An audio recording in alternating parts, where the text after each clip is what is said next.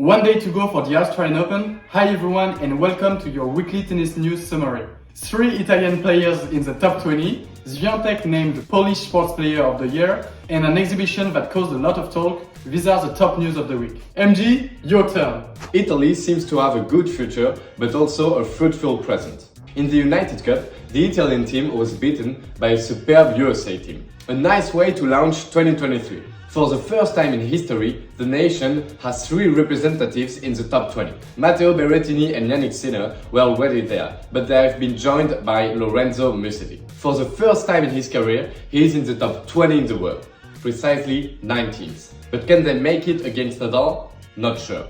After arriving in Melbourne last Thursday, the Malacos Ball had a big week to practice. But the road ahead will be long.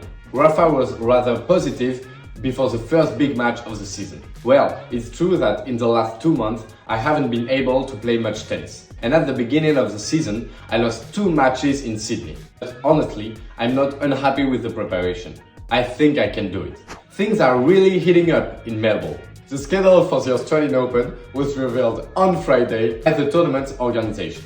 And it will be the high parts of the men's and women's singles tables that will launch the fortnight, with the main seeds Iga Swiatek and Rafael Nadal. If Swiatek will animate the first night session on the Rod Laver Arena, Nadal will have performed a few hours before on the same court. Coco Gauff will be the first to take the court against Siniakova. Daniil Medvedev will close the evening session. The awards keep coming for Iga Swiatek as a result of her historic 2022 season. The world number 1 was named the Polish Sports Personality of the Year, a top honor in her home country. She is the first tennis player to win the award in nearly a century. Swiatek topped a ballot that included star soccer player Robert Lewandowski, golfer Adrian Meronk, who last year became the first Polish player to win a title on the European Tour, her fellow tennis player Herbert Hurkacz, and basketball player Mateo Bonitka.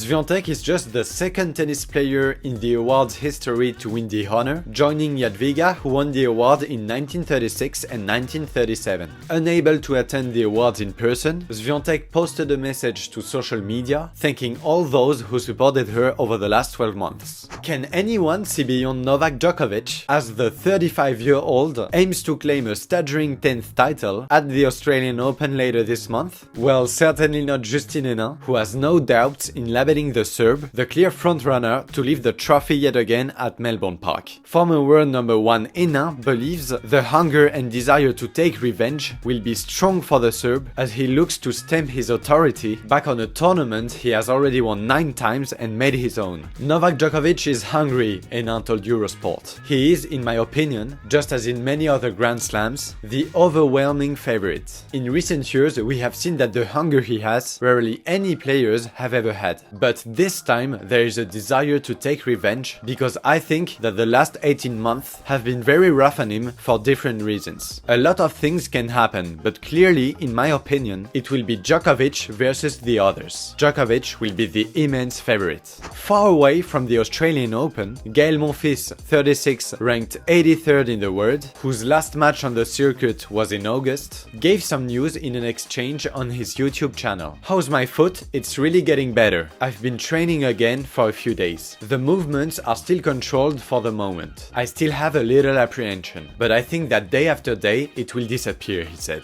Before looking ahead, what is my next tournament? This famous protected ranking lasts for 6 months. On February 13, I can officially resume competition. I will decide in the next few weeks where I can start my first tournament. It will happen very quickly. The young father finally announced, "My goals for 2023? It's simple. To get back to a very good level, to have an almost complete season, and to be able to play a lot of matches and tournaments. Why not make a small final somewhere? Get a good ranking at the end of the year to try to qualify for 2024 the Olympics. Basically, to get back on track physically and tennis-wise. We are not going to ask for much. If we already have a 250 final, it's cool." Titled in 2019 and 2021, Naomi Osaka will not participate to the Australian Open this year.